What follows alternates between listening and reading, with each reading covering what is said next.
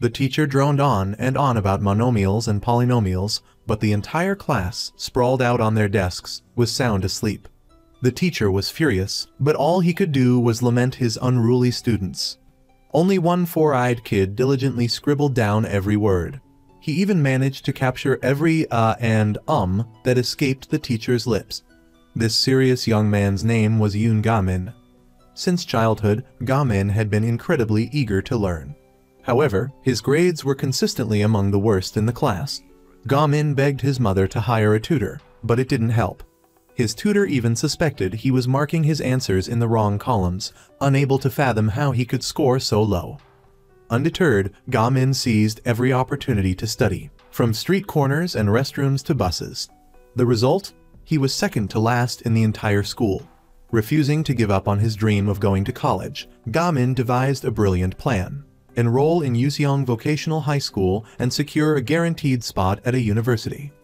On his first day of high school, Ga-min was brimming with excitement and hope. Little did he know, reality had other plans. Upon entering his classroom, he was met with a chaotic brawl straight out of a gangster movie. The students were all delinquents and thugs. A well-behaved kid like him was the real oddity. He figured he'd just endure it and get good grades to get into college. Unfortunately, Ga-min's test scores still landed him near the bottom of the class, making him question the meaning of life. He suspected they were all pretending to be apathetic while secretly studying day and night at home. Regardless, Ga-min had one last trick up his sleeve: finding a study buddy. The next day, he carefully scrutinized each of his classmates and noticed a glimmer of academic interest in Kim Si-hyun's eyes. As he approached Si-hyun to propose a study group, another student picked a fight, wanting to challenge Si-hyun's position on the school's power rankings. The other classmates cheered and pressured Si-hyun to fight back, but he was too weak and ended up defeated, dropping to 171st place near the bottom of the school's combat hierarchy. The school supervisor announced that their homeroom teacher had resigned and a new teacher was taking over. To Ga-min's surprise, it was Miss Han Kyung, his old tutor from middle school. As Miss Han Kyung was taking attendance, someone suddenly threw a coffee cup at the board. This disrespectful student was Lee Hyun-woo. He complained that she was too loud, then promptly punched another student in the face for passing gas. The student next to him cursed at Lee Hyun-woo for throwing away his coffee. And so, another brawl erupted. Lee Hyun-woo proceeded to beat the other student senseless. Miss Han Kyung slammed her hand on the desk in frustration, but the class just burst into laughter. After finishing with his victim, Lee Hyun-woo grinned at her mockingly. While taking out the trash, Han Kyung was stunned to find the bin overflowing with cigarette packs and butts. Apparently, the students at this school smoked openly without any attempt at concealment. It was then that Han Kyung finally recognized Ga-min. Having not seen him in years, she apologized for quitting her tutoring job 3 years prior without any explanation. Ga-min was worried for her, as the previous homeroom teacher had resigned after only a month. But Han Kyung seemed undaunted by the challenge. Ga-min initiated his plan to recruit a study buddy. He secretly followed Si-hyun to the library. It turned out that Si-hyun went there to sleep, not study. Ga-min lay down beside him and started nagging, trying to convince him to join a study group. He even offered him candy and shared it with him. But Si-hyun completely ignored him. Ga-min stubbornly persisted, finally annoying Si-hyun to the point of exasperation. Unable to sleep due to the constant pestering, Kim Si-hyun finally relented and agreed to tutor Ga-min. If you cut a cake into 3 pieces, each piece is 0.333. Now, put the cake back together. Set 0.333 multiplied by 3 equals 0.999. So, 0.999 is ultimately equal to 1, right? Unexpectedly, Ga-min posed a tricky question. What about the cake that sticks to the knife? Han Kyung reported the student smoking to the vice principal. His response? Emptying the bins isn't going to make them quit. I've been smoking for 40 years and I can't quit. He even warned her not to offend her superiors if she wanted a permanent position. Si-hyun flipped through Ga-min's math notebook and was horrified to find it filled with words. What kind of math notes looked like a literature essay? Exasperated, Si-hyun blurted out, "You really are a lost cause. But why do you even want to be a good student?" Ga-min replied. "You're just as studious as I am." Si Hyan vehemently denied it, but Ga-min had already noticed the telltale signs: hair cut just long enough to hide his eyes, a calloused middle finger from excessive writing, a slightly hunched posture from constantly looking down at his books. Most notably, he possessed the distinct aura of a true nerd. Ga-min suggested they form a study group, but Si Hyan coldly rejected him. "You're not just a lost cause, you're a mega lost cause. Dreaming of good grades in this school? If Pai Han-wol finds out, you're dead." Pai Han-wol was the son of the notoriously brutal Yeonbeek gang boss. He was the creator of the power ranking app that the entire school lived and died by, so it was best not to dream of academics here. Undeterred, Ga-min pulled out Kim Si Hyan's test results, which he had accidentally picked up. It turned out this nerd was ranked second in the entire school. Ga-min excitedly proposed, "Let's form a study group and go to college together." To his surprise, Si Hyan's eyes welled up with tears. He ripped the paper to shreds and walked away, leaving Ga-min bewildered. That day, Pai Han-wol was awarded a scholarship for having the highest academic achievement in the school. Everyone applauded enthusiastically, except for Si Hyan, who looked dejected.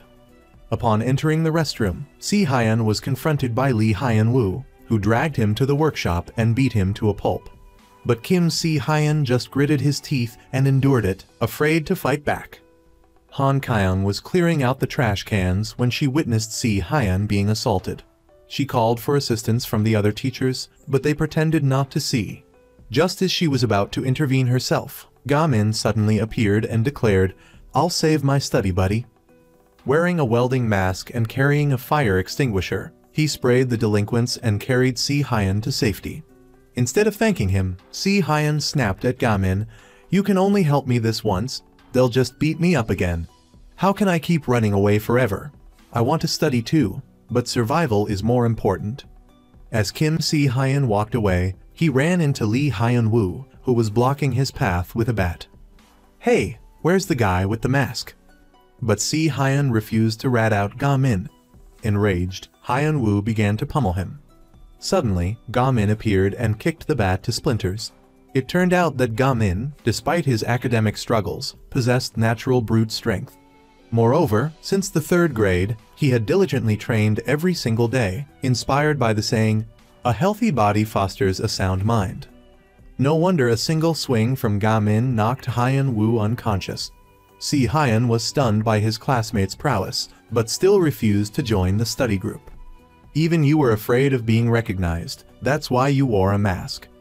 Dejectedly walking home, Kim Si Hyan was beaten by his alcoholic father. He forbade Si Hyan from going to college, insisting he focus on vocational training. "After college, you'll just end up working as a laborer like me." Kim Si Hyan had already obeyed his father by enrolling in Yuseong to become a welder. Yet, it still wasn't enough.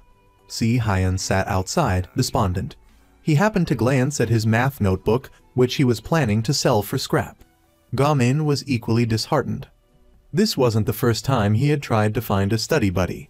Since middle school, Ga-min had asked to join study groups, but every group had rejected him because he was too slow. One kid even told him, "Reincarnation would be faster than trying to study with you."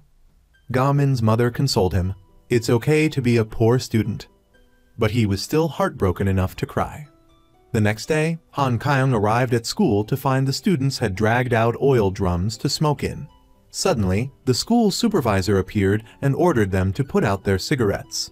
Thinking he was finally taking action, Han Kyung was disappointed when he instructed her to remove the drums because the school inspectors were coming.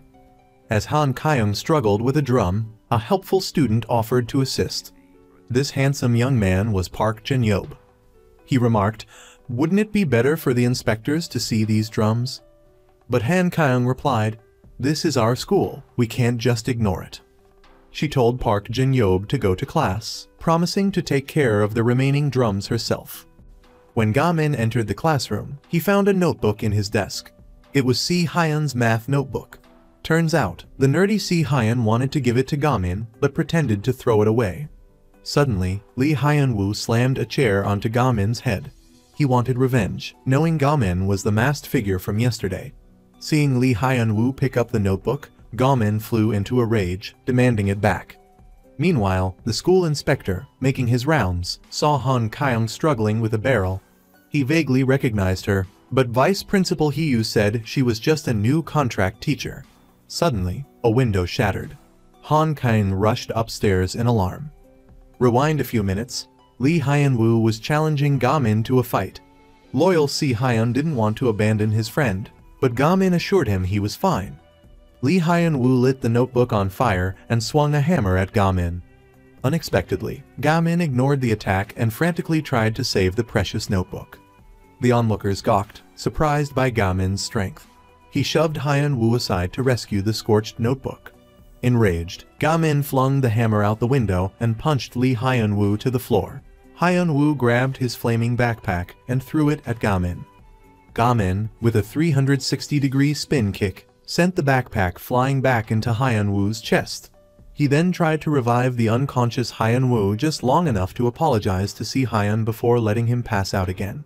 Seeing Gamin's obsession with the notebook, Si Hyun unexpectedly tossed the charred remains in the trash and agreed to join the study group. Gamin was overjoyed, but then a panicked Han Kyung appeared with a fire extinguisher.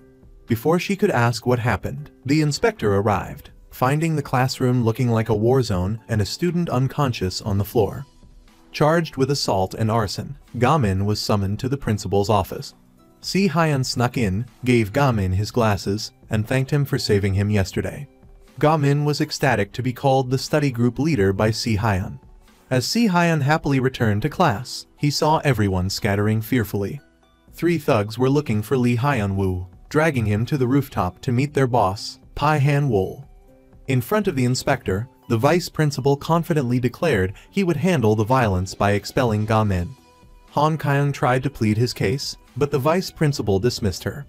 As they were about to leave, Han Kyung spoke up courageously. This school values the inspector more than its 600 students. He acted out because he was bullied and beaten. Violence is never right, but in this school, do these kids have any other way to protect themselves? The inspector then recognized Han Kyung as the top scorer on last year's teacher's exam, but she hadn't registered, forfeiting her results. He asked how she planned to address the school's problems. Han Kyung explained her idea of student study groups, which was also Gamin's idea. The inspector seemed intrigued, while the vice principal was furious but powerless. He warned, "If this study group thing fails, your contract is terminated immediately." At 5 am sharp, Gamin was practicing his fighting spirit in the park until the security guard reminded him it was 6:30. He rushed home and then to school. Si Hyun was already waiting but pretended they'd just bumped into each other. The nervous nerd was still afraid of attracting the thug's attention. Han Kyung announced they had 2 weeks to recruit 5 members for the study group to be recognized as an official club. Si Hyun lamented finding 3 students willing to study at this school, but Han Kyung insisted nothing was impossible, so they started posting flyers. Seeing the crowd gather, Gamin became overly confident, worrying about too many applicants. A senior called, not to join the study group, but for relationship advice. Discouraged, Gamin perked up when someone asked for him. He thought it was a potential recruit, but it turned out to be the 3rd-ranked fighter in the M block. Having heard stories of Gamin's legendary strength and fire-kicking abilities, he came to challenge Gamin. Upon meeting, he immediately launched a barrage of attacks. While the naive Gamin innocently searched for study group applications, he inadvertently dodged trouble time and time again. Finally, some unlucky kid ended up with a face full of betel nut, courtesy of Gamin's accidental clumsiness. Seeing the kid unconscious, Gamin remained clueless about what had just happened. His classmates, a bunch of gossipmongers, embellished the story, claiming that Yoon Gamin had dragged the number 3 ranked student into the library, beat him senseless, and then smashed a flower pot over his head. Wait, does our school even have a library? The next day, still without any applications, Gamin decided to take the initiative and find a study partner himself, but with the very specific requirement that they possess a thirst for knowledge. A few guys were chatting. Why did Gamin beat that guy up in the library and not on the roof? He probably wanted to enjoy the surround sound of his opponent's cries. He looks so innocent, but he's such a freak. Just then, Gamin walked in. Everyone froze, terrified of being forced into his study group. As he approached, they all simultaneously sprayed air freshener, trying to mask their fear. After carefully scrutinizing them, Ga Min, disappointed by their lack of academic zeal, walked away, leaving the relieved group feeling like they'd just escaped a disaster. Everywhere Ga Min went, people avoided him like the plague. While feeling dejected, the two friends bumped into Park Jin-yob, Kim Si-hyun's middle school classmate who had been studying abroad in the US since 7th grade. Hearing this, Ga Min excitedly rushed over to invite him to join his study group. However, Jin-yob coldly asked, "Aren't you worried about the people around you getting hurt?" Miss Han Kyung was worried because Lee Hyun-woo hadn't been to school for several days. She went to his house, but no one answered the door. Kim Si-hyun wondered, "Why does it have to be a study group? You could go to a tutoring center or study online," Ga Min explained. "I've tried all those things, but nothing works." Kim Si-hyun suggested that he might be better suited for sports than academics. But for Ga Min, sports were just a way to stay healthy so he could study better. Seeing their discouragement, Miss Han Kyung invited them to the bookstore. No matter which book she suggested, Ga Min would reply, "I already have that one." But then he proceeded to buy a mountain of pens. Han Kyung asked, "Why are you buying so many pens?" Ga Min boasted. "This one improves memory, that one never runs out of ink, this one is specifically for math, and this new model has a better grip, so I want to try it." She was speechless. When he learned that Si-hyun only used the cheap Thin Long 5K ballpoint pen, Ga Min thought, maybe using a cheap pen is the secret to academic success. I'll have to buy one and try it sometime. The two boys asked, "Why did you, a valedictorian, end up teaching at this crummy school?" Han Kyung stammered, explaining that she had forgotten to apply elsewhere. On the way home, Han Kyung discovered the book Ga Min had bought was in her bag. She was about to call him when she realized her door was already open. Inside were a bruised Lee Hyun-woo and two thugs waiting for her. She threatened to call the police, but Hyun-woo said, "If she comes back now, we're all screwed. Byun-un has ordered us to make sure she can't teach anymore." Ga Min saw the missed call and called Han Kyung back. Before she could answer, her phone was knocked from her hand. Lee Hyun-woo raised a crowbar to attack her when suddenly the lights went out. A mysterious figure knocked out the thugs and pulled Han Kyung to safety. Lee Hyun-woo quickly gave chase, but they managed to escape into the elevator. It turned out their rescuer was Park Jin-yob. They reached the ground floor only to be confronted by more thugs waiting for them. Jin-yob kicked them aside and headed for the basement. But by then, Hyun-woo's group had caught up. Han Kyung tried to call Ga Min for help. Unfortunately, the thugs spotted them and surrounded them. Han Kyung was pleading when he got blindsided with a devastating blow. Jin-yob, enraged, smashed the other guy's phone and dared the whole gang to attack him. Wearing brass knuckles, Jin-yob single-handedly took on the thugs, giving them a serious beatdown. But in the end, he took a hit from a club. Seeing Jin-yob clutching his stomach in pain, Hyun-woo remembered an incident from middle school where Jin-yob had been stabbed and was involved in a murder case, leading to him being brutally ganged up on. Jin-yob could only cover his head and endure the beating. Just as Lee Hyun-woo was about to attack Han Kyung, Ga Min arrived just in time. It turned out he was worried because he couldn't reach her by phone, so he came to find her. Ga Min took off his glasses and single-handedly challenged the entire weapon-wielding gang.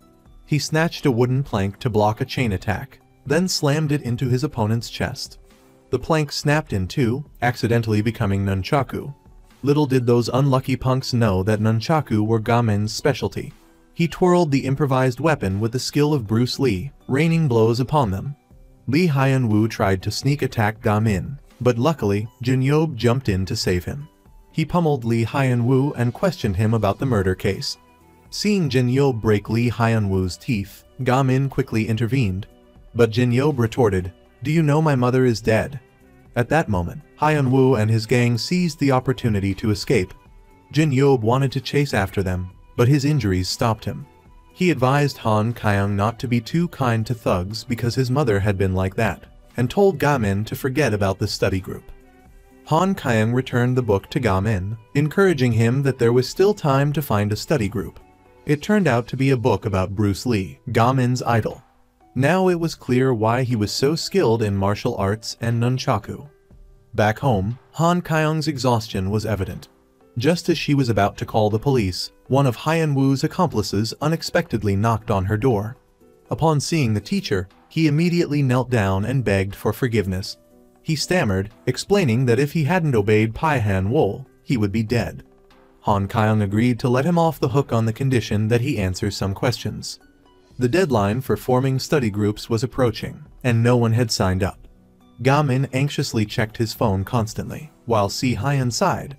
Suddenly, a message popped up from someone wanting to join their group. Both of them excitedly rushed to the meeting place, but Ga Min hesitated to open the door. Kim Si Hyan reminded him, "Their name is Jai Wu," and pushed him inside. It turned out to be a classroom full of girls. Their stares made Ga Min flustered and awkward. Stared at like an alien by the entire class of girls, Ga Min, embarrassed, ran outside. While he was bickering with Si Hyan, they heard someone call the name Li Jai Wu. Peeking into the classroom, the two boys were shocked to realize that Li Jai Wu was Li Hyan Wu's twin sister. "We're screwed, like those two are even going to study." Mai, the bully, was picking a fight with Li Jai Wu for daring to defy her, and even laughing when she discovered Jai Wu and Hee-won's midterm study plan. She was about to slap Hee-won for giving her the stink eye, but Jai Wu intervened. The brat flew into a rage, hitting Jai Wu repeatedly and then spitting her gum onto the study plan. Suddenly, a finger reached out and grabbed the gum. Who else could it be but Ga Min? He gazed lovingly at the study plan like he had struck gold. Just then, a guy with hair like Tarzan appeared, asking Ga Min what he was doing with Jai Wu, his girlfriend. Before Ga Min could react, a terrified Si Hyan dragged him away. Turns out, Tarzan was Kim Jae-jin, the head bully of the 11th grade. He was claiming Jai Wu as his girlfriend, even though it wasn't true. The jerk demanded she act cute, or he'd punish her. But Jai Wu would rather take a beating. He was about to lay hands on her when a wad of gum smacked him right in the face. The culprit was none other than Ga Min. Apparently, Tarzan had heard of Ga Min. "You think you're hot stuff because you took down Hyan Wu?" Just as he was about to tackle Ga Min, the school monitor called his name. Tarzan had to let Ga Min go and follow the teacher. Si Hyan asked Ga Min if he wanted to study in peace or not. Why would he dare throw gum in the face of the head of the disciplinary committee? Messing with him meant a life of trouble. At that moment, Hee-won appeared, confessing that she was the one who submitted the study group application for her best friend, Jai Wu. The thing was, Mai-hee had a huge crush on Tarzan, but her two friends made fun of her for it, saying he looked like a psycho. Hee-won overheard them and burst out laughing, which landed her on Mai-hee's bad side. Luckily, Jai Wu stepped in to protect her, saving Hee-won from a beating. Not long after, disaster struck. Jai Wu's younger brother, Hyan Wu, had something expensive stolen while making a delivery. Desperate, he borrowed money from Tarzan. He agreed, on the condition that Hyan Wu rob a vending machine. Then he filmed it and used the clip to blackmail Jai Wu. Jai Wu was furious at her brother for associating with thugs, but he was her only family, so she couldn't bear to see him go to jail. Hee-won's father was being transferred by his company, so Hee-won was about to transfer schools. Before leaving, she wanted to help Jai Wu, so she asked Si Hyan and Ga Min to delete the video. Seeing their hesitation, she put on her puppy dog eyes. The gullible Si Hyan immediately agreed. The problem was how to get the USB drive from the disciplinary committee's room. Seeing Ga Min's clueless expression, Si Hyan explained that in this school, the disciplinary committee were the officially recognized bullies, sanctioned by the school to crack down on the other troublemakers. Two members of the disciplinary committee, curious about the video's content, secretly found the USB drive and opened it. They were caught red-handed by Tarzan and got beaten up. Suddenly, he stopped and told them to watch it, since he was planning to upload it to YouTube anyway. If her little brother went to juvie, Jai Wu would be devastated and fall right into his arms. Besides, the money he lent wasn't even his, it belonged to Pai-Han Wu. They didn't know that Ga Min was hiding in the closet and heard everything. He knocked on the closet door to get their attention, then burst out, taking down the two guys in seconds. Seeing him staring at the USB drive, Tarzan understood everything. Ga Min didn't say a word but attacked first. This Tarzan guy was a judo expert, not some pushover. Ga Min was repeatedly thrown to the floor, but he was actually faking it. As soon as he snatched the USB drive, Ga Min counterattacked, landing every kick perfectly. Tarzan tried his signature throw, but Ga-min blocked it with his leg and knocked him out with a punch. As he was about to leave, he ran into 3 of Tarzan's lackeys. The 2 girls panicked when they saw Ga-min pushed into the room. Si-hyun planned to fake a fight so the disciplinary committee would have to intervene, creating a chance for Ga-min to escape. Unfortunately, Hee-won, the other girl, didn't know how to curse or make a scene. While they were flustered, Jae-woo found them. Meanwhile, Ga-min was holding his own against the 3 big guys, not only defending himself but landing blows continuously. The 2 guys from earlier woke up and joined in, pinning Ga-min down. They grabbed the USB drive from his hand. Ga-min refused to let go, but Tarzan had already copied the clip to his computer and started uploading it to YouTube. Hee-won explained everything and apologized for hiding it from Jae-woo. But Jae-woo said, "I should have taken care of them from the beginning." She then stormed off towards the disciplinary committee's room. Just then, Ga-min burst through the door, a tangled mess of wires and the computer in his hands. He intended to smash it to destroy the clip, but tripped and fell. The computer flew out of his hands and landed right at Si-hyun's feet. Ga-min jumped over the disciplinary committee members and told Si-hyun to take the computer. Seeing the others charging towards them, Si-hyun grabbed the computer and ran. She was chased by the disciplinary committee, eventually being cornered on the rooftop. Tarzan threatened Si-hyun, demanding she hand over the computer. "If you're already a loser, act like one. Why get all fired up? But even a worm will turn." Si-hyun snapped, throwing the computer over the edge. Tarzan was furious and was about to hit Si-hyun when Jae-woo suddenly appeared and slammed him face first into the ground. He tried to get up, but Jae-woo delivered another devastating blow. The badass girl warned him never to touch her or her friends again. Han Kyung consulted a teacher who warned her to stay away from Pai Han-wol, or things would get bad. Undeterred, Han Kyung summoned Han-wol to ask him about Hyun-woo's whereabouts. But Han Kyung knew the truth. Han-wol had orchestrated Hyun-woo's robbery, then lent him money, turning him into a pawn. She pleaded with him to leave Hyun-woo alone. He responded callously, "That kid's a lost cause. If he drops out, just let it be." Han Kyung insisted, "No one deserves to be abandoned." Han-wol just smirked, his eyes filled with meaning. "You'll be disappointed soon enough." Ga-min, being dragged by the ear by a hall monitor, realized he dropped his USB drive. He asked Hee-won to retrieve it, but unfortunately, Mai-hee found it first. Hee-won watched her gleefully return it to Tarzan without a word, but then thought of the hapless Jae-woo. Summoning her courage, Hee-won yelled, "Hey, you little twit!" Regretting her outburst immediately, she saw Mai-hee charging towards her in a rage. Panicked, Hee-won screamed, closed her eyes, and rammed into Mai-hee, knocking her to the floor and snatching the USB drive. Jae-woo, witnessing the scene, exclaimed in surprise, "Hee-won's a true Yuseong student now." Suddenly, Hyun-woo appeared, his face grim, walking towards Tarzan. Pai Han-wol had met with Hyun-woo, revealing that Tarzan had robbed him of his girlfriend and filmed it to blackmail him and his sister. He'd given Hyun-woo a knife for revenge. Hyun-woo lunged at Tarzan with the knife. Blood splattered. Hyun-woo stared in horror. He'd stabbed Han Kyung. She had intentionally taken the blow. Days earlier, Han Kyung learned that Hyun-woo and his sister were orphans, relying on each other to survive. Jae-woo loved sports but couldn't afford training, so she focused on academics. Hyun-woo, wanting to support his sister's dream, became desperate for money, falling into Pai Han-wol's trap and becoming his errand boy.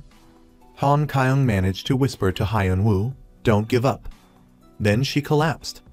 Ga-min frantically carried her to the hospital. The surgery was successful, and Han Kyung regained consciousness. Jae-woo took her brother to the police station, then visited Han Kyung in the hospital. The class hovered outside her room before finally apologizing. Han Kyung didn't blame anyone, instead gently reminding them about their study group. Hee-won decided to stay at Yuseong and join the group.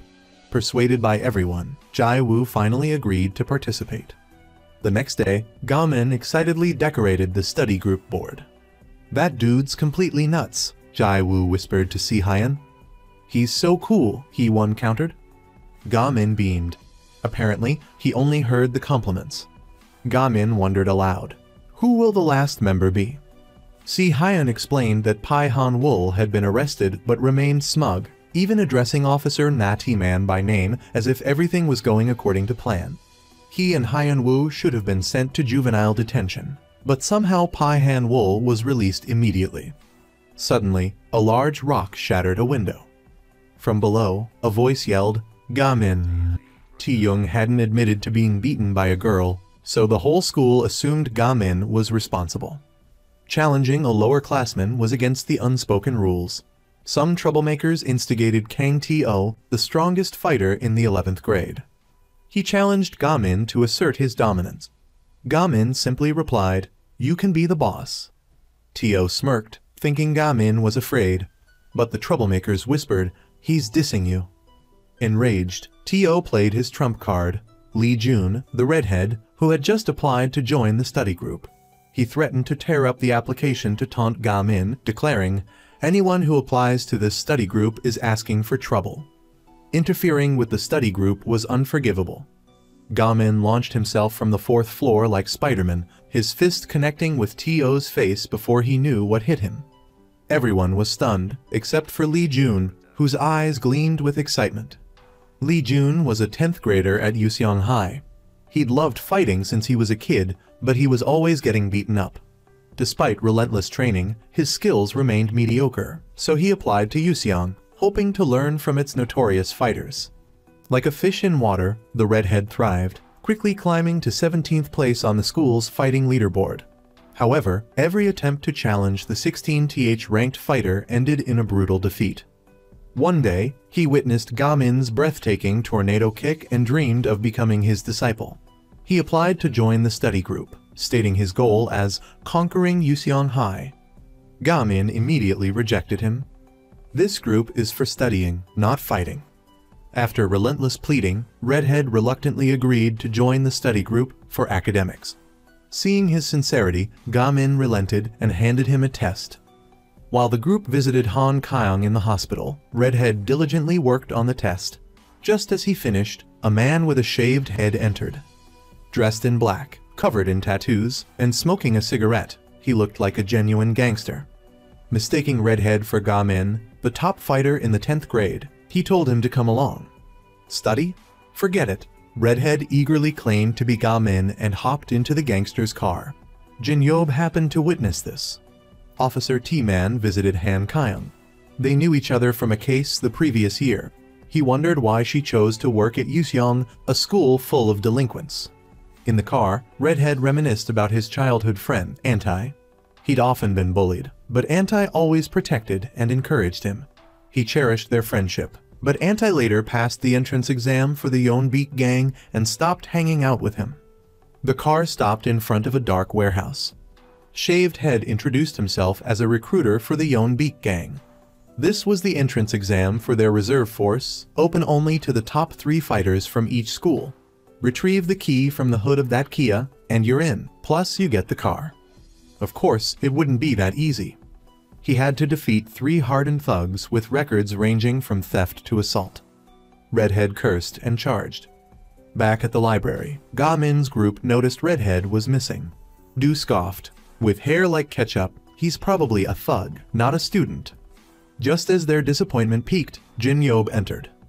Shaved Head sneered, "Yuseong students are born fighters, a true breeding ground for future gangsters."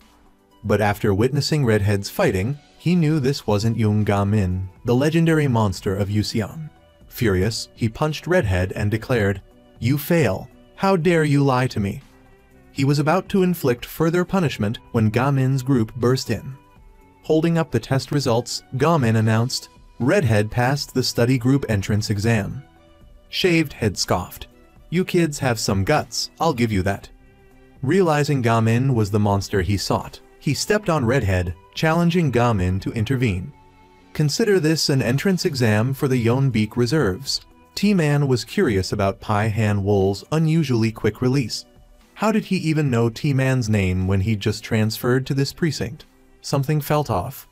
The team leader told him not to make a big deal out of it, saying he's just some high school kid. A couple of scared girls, practically shaking like leaves outside the police station, reported that Red Hair was taken by the Yeonbeek gang. Si Hyun comforted her friend, saying that at least this was less terrifying than dealing with gangsters directly. Seeing Cauliflower Head Baldy taunting them, Gammon glanced at Jai Woo, who told him to be careful or his mom would worry. Turns out Gammon's worry was for nothing. Jai Woo held her own against the bigger opponent. Jin Yob also landed every punch on the guy with the stick. Gammon's opponent was confident because he had a knife, but he didn't expect Gammon to roll up a piece of paper and weaponize knowledge on him. Or powerful than any knife. Gammon used the roll of paper to parry the knife, then landed a punch.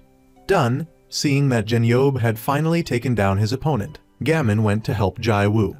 Once that was settled, he rushed to rescue Red Hair.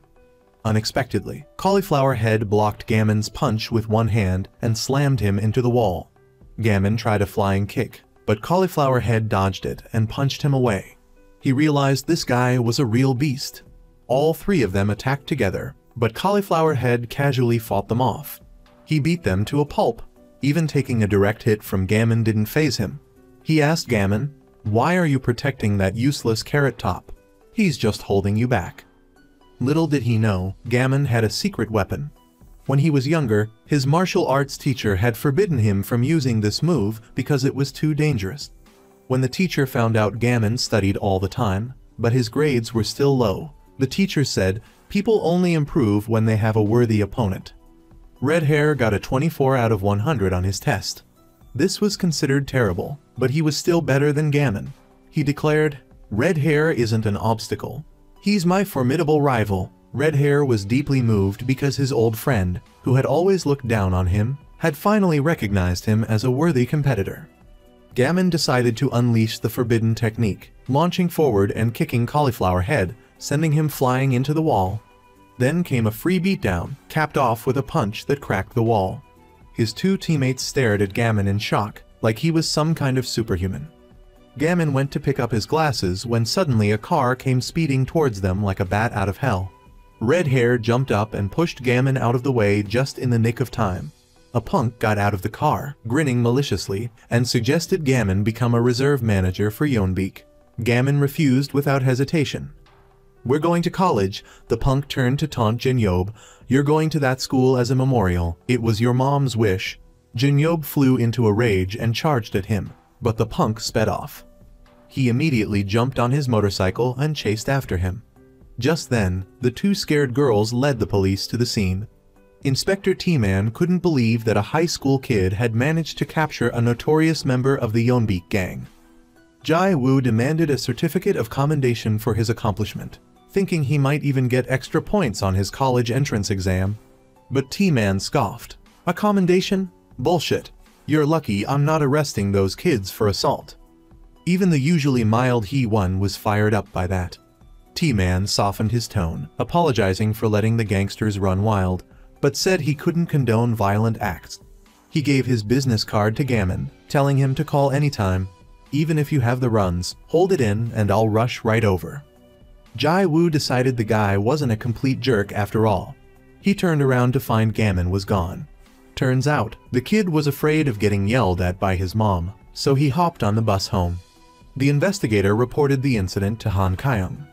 Tonight, thanks to the Gammon crew, the police had a new lead on Pai Han Wool. Apparently, that punk from earlier, Hona, was Pai Han Wool's most trusted right-hand man. After today's events, Gammon was on Pai Han Wool's shit list, and he was rated as a 4-star threat, just like Han Kyung. That night, the group was excitedly texting each other back and forth. Red Hair, who was still in the hospital, joined in. He thanked everyone. The others asked about the plan, and Gammon's team leader said, "Starting tomorrow, it's 14 hours of studying a day." The 5 young people began their ascetic journey, or rather, their dedicated study habits. The group studied together, setting a rule: whoever gets the worst grade will be punished. This morning, as the group arrived at the school gate, they were stopped by the Useong Red Armband monitors, who started hassling them. They told them to go home and get their winter coats, or else they'd get detention. Luckily, Miss Han Kyung arrived in the nick of time to rescue them. It's transition season, and students are allowed to wear their spring-summer uniforms. Isn't that against the Red Armband regulations? The Useong crew was pissed, but couldn't do anything about it.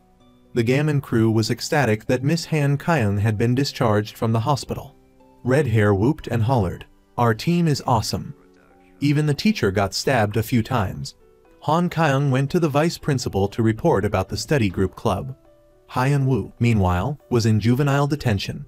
He was very pleased to hear that she had handled the Hyun Woo situation smoothly, but then became furious when he saw the proposal to establish a disciplinary committee for Pai Han Woo. Han Kyung announced that the study group had been officially recognized. The first step was to have an exchange with schools in Seoul. The group was excited and got decked out in super flashy outfits. For some reason, they dressed all nice and stylish at home, but when they got to the capital, they looked like total country bumpkins. The worst was Red Hair with his outfit resembling plain rice with chili sauce, a very basic and unappealing meal. Everyone was covering their mouths to hide their laughter, making the group want to dig a hole and bury themselves. While they were walking, two thugs started harassing them, wanting to give them a tour. Outrageous. Basically saying they looked like hicks. An immediate accountability session was held, and the two guys had to kneel and swear repeatedly that they would never look down on friends from a directly governed city again. Seeing their teacher approaching, Jai Woo let them go. Only Gammon was missing. Turns out, he was so nervous about meeting the smart students that he couldn't sleep all night and ended up oversleeping. The newbies were shocked when they saw how magnificent Manal High School was. Miss Han Kyung's former mentor appeared and gave the group a tour. This is one of the 3 most prestigious high schools with an extremely high college acceptance rate. All students participate in at least one study group. The facilities here are unbelievably top-notch, but the cold-faced girl group leader looked like she was sneering at them, making Jai Woo's blood boil. Things weren't any better in the study group room. The Manal students were just buried in their computers, not bothering to interact at all. The bimbo duo kept complimenting how fancy their heads are, and how they even had disappearing ink pens which would make Gammon faint if he saw them. They waited and waited for Gammon to arrive. Turns out, Jai Woo had texted the wrong school name, saying Manal, but they weren't worried about Gammon getting lost because there's no school with that name. Unexpectedly, Gammon at the moment standing in front of old, empty Manal High School, looking like a deserted temple. He confidently walked in thinking that this truly a school with historical traditions. Did Gammon walk into a haunted school instead? What will happen to him? Min Hee-won and Pai Han Wool were fighting against another gang. Pai Han Wool coldly took down each opponent, breaking their arms and legs as if snapping dry branches. The last one panicked and begged for mercy, but in the end, still got his legs stomped and broken. Pai Han Wool said this was how he trained them. If a group was subdued by fear, they would be easier to control later. With that, he unified the southern gangs, forcing everyone to follow his ranking system. His ambition didn't stop at equaling his father, the boss of the Joe Beek gang. He aimed to overthrow him and climb even higher. In the study room, the Do Song students felt suffocated and suggested playing an icebreaker game. Unexpectedly, the leader of the other group scoffed and walked away. Furious, Jai Woo blocked her path, demanding an explanation. But she snapped back. "Why are you ruining our lives?" Si-hyun admitted that Do Song was notorious for its gangsters, but at least they wanted to study properly. Then, one of the students pointed at the rundown school next door and accused, "Lately, we've been constantly bullied by them." At that school, the bullies were tormenting a buzz cut student. These bastards drained 3 million won from his credit card. His mother had to lock the card, yet they still forced him to beg for more money. The buzz cut student pleaded, but the gang leader punched him so hard his teeth and lips got mangled. Then he taunted, "Go ahead, call the cops. We'll deal with your parents before we go to jail." The gang ordered their members to strip the student's pants and record the humiliation. Turns out, the unlucky buzz cut student was Jun Min, a member of Manal High School's study group. The Manal group figured he hadn't arrived yet and suspected he was caught by the neighboring school's bullies. But no one dared to call the police. Someone once tried, and their father ended up with a severe brain injury. The friends were stunned when they learned that the neighboring school was named Manik. Gamin was impressed. "So many drawings, must be an art-focused school. And look, there's blood on the ground. Students must be so dedicated that they keep studying, even when their noses bleed. Truly a prestigious school." While wandering around, they ran into the Manik gang. Upon hearing their introduction, the gangsters grew suspicious, thinking Do-song students were trying to expand their influence. Just as Ga-min bent down to pick up his glasses, one of them attempted a sneak attack. But before the punch landed, Ga-min crushed a fire extinguisher with his fist. Now I get it, no real honor student would just throw their glasses away like that. Inside the room, only one guy was guarding Jun-min. Hearing loud noises outside, he assumed his gang was dealing with another victim. But when he stepped out, he saw all of them lying on the ground. Ga-min knocked him out, too, then handed Jun-min his glasses. Strangely, Jun-min stared at Ga-min as if recognizing him. Just then, Si-hyun called, asking, "Are you at Manic? Have you seen Jun-min?" The buzz-cut student panicked. "I'm Jun-min. But get out of here now, this isn't the time to chat." Too late. The gang leader returned and immediately tackled Ga-min onto a table. Ga-min tossed his glasses to Jun-min and got back up. The phone was still on, allowing Si-hyun and the others to hear the sounds of fists landing. Yet, Ga-min casually declared, "That guy is the one in serious trouble." The fight was reaching its climax. The gang leader lifted Ga-min, ready to slam him down, but instead got kneed so hard that his jaw shattered. Afterward, Ga-min took back his glasses and invited Jun-min to return to Manil High. From that moment on, the two groups started to interact properly. The Manil students no longer kept their distance but eagerly shared study tips with Ga-min's group.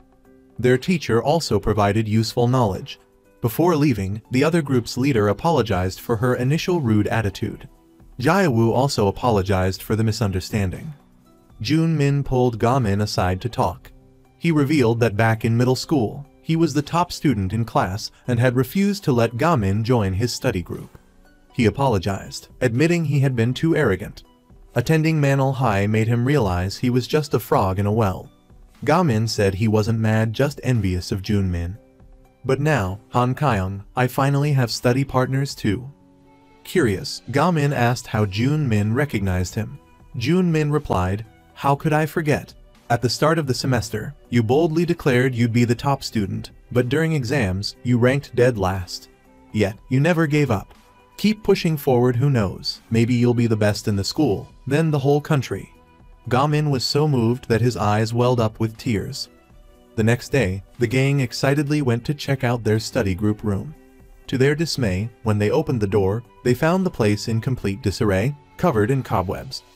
This place has probably been abandoned since the dinosaurs went extinct. Disappointment filled the room, except for Ga-min, who excitedly started brainstorming ways to fix it up. Si-hyun declared, "This dude is probably living in a different dimension." Despite their comments, everyone rolled up their sleeves and started cleaning. After all, this would be their base of operations. Brooms swept, cloths wiped, everyone worked enthusiastically. Their teacher, passing by, smiled proudly at the sight. When Hee-won struggled to hang the curtains, Si-hyun eagerly jumped in to help. "Are these two lovebirds or something?" someone wondered.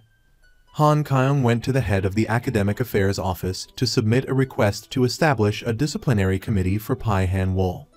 "This is the only way this school will change." The head of the office said it was too risky, and she had nothing but enthusiasm, so he couldn't put his faith in her yet. Instead, he wanted to test her first. Finally, Ga-min and the others transformed the dilapidated storage room into a pretty impressive study room. As they were enjoying the fruits of their labor, a guy walked in, puffing away on a cigarette. Jae-woo's blood boiled, ready to give him a beating. The jerk turned on his trash-talking mode, saying, "Just because you losers huddle together doesn't mean you'll become smart." Ga-min's hands itched to fight, but Si-hyun warned that touching him would mean trouble with the vice principal. It turned out this loudmouth was Kim Ho-min, the top student in the 10th grade. He insulted Ga-min, "You have a stupid brain and underdeveloped limbs." Then he turned and jabbed at Si-hyun.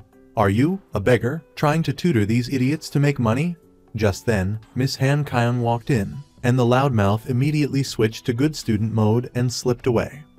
Ga-min asked when the midterm exams were and declared boldly that he would beat Ho-min academically. This guy's confidence was on another level. "First, you need to know where you stand." Miss Han Kyung started reading out each of their placement test scores.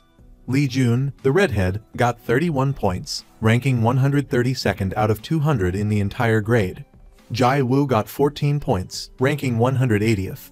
Turns out he was even worse than a blockhead. He Won got 29 points, ranking 162nd. Not much better. Finally, Ga Min only got 8 points, ranking 219th out of 220. Truly the king of dummies. In contrast, the bookworm Si Hyan scored 95 points, ranking 2nd in the entire grade. Without Si Hyan, this group was nothing more than a collection of the dumbest kids in school. But there were still 20 days before the midterms. Han Kyung said, "If you follow my instructions, maybe a miracle will happen." As the group left, the redhead revealed what he had overheard. The head of the Academic Affairs Office had challenged Miss Han Kyung to raise the entire study group's ranking by 10 places. And she agreed without hesitation. Everyone's faces fell, beads of sweat forming on their foreheads. Only Ga Min had it easy. He just needed to surpass a few of the bottom-ranked students. They planned to grab a bite to eat to distress, but Si Hyan suddenly took off. He ran as fast as he could while calling his dad. Before he could say anything, he was scolded for not being at the construction site. Although his family was poor, Si Hyan had been a brilliant student since childhood. Once, when he got a perfect score in English, he excitedly ran home to show his parents. But they were fighting because his mother had been scammed and was deeply in debt. It was also because of their poverty that Kim Ho-min called him a beggar and bullied him. Back in the present, Si Hyan ran into Hee Won standing in the middle of the street and invited her to walk with him. She thanked him for calmly explaining everything at the police station. But he said Ga Min was the real hero, taking down the thugs and gangsters like a superhero in a comic book. "I'm just a background character." Hee Won told him not to underestimate himself. "You were pretty cool smashing that computer right in front of Tarzan." Just then, they ran into Kim Ho-min and Mai Hee. The loudmouth called Si Hyan a beggar and punched him, causing his nose to bleed. Si Hyan was slapped so hard he saw stars.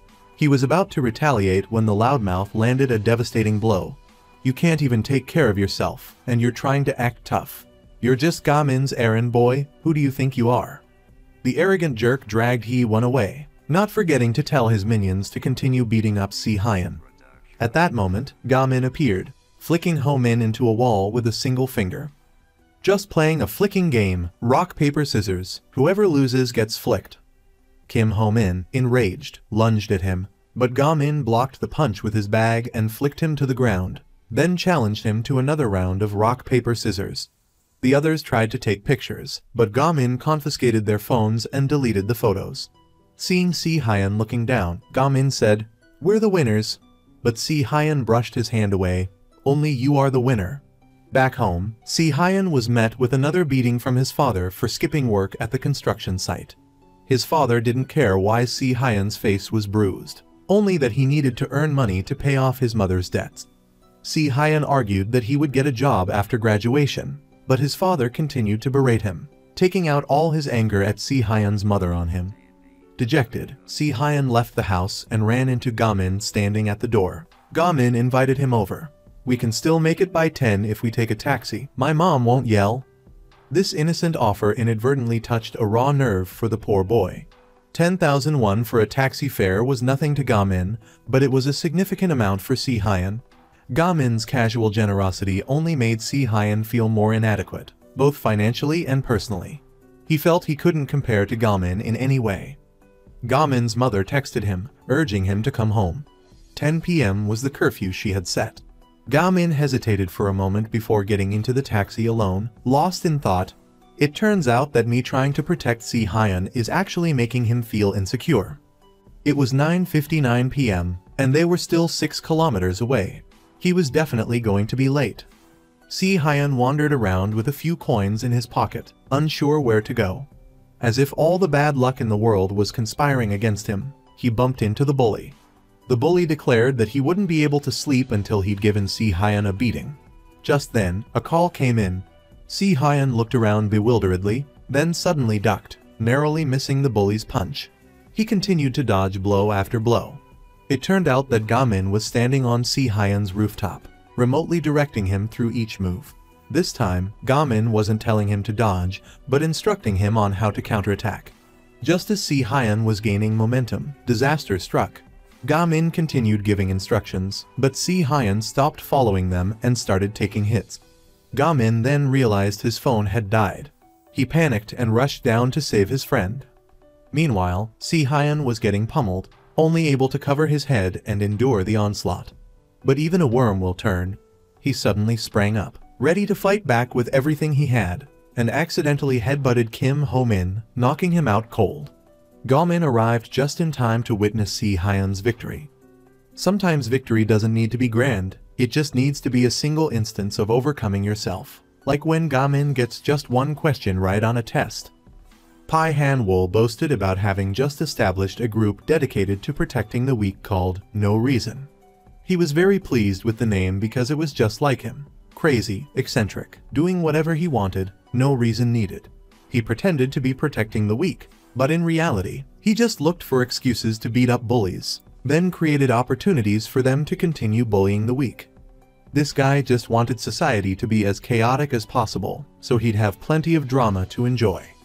Ga Min arrived home at 11 o'clock.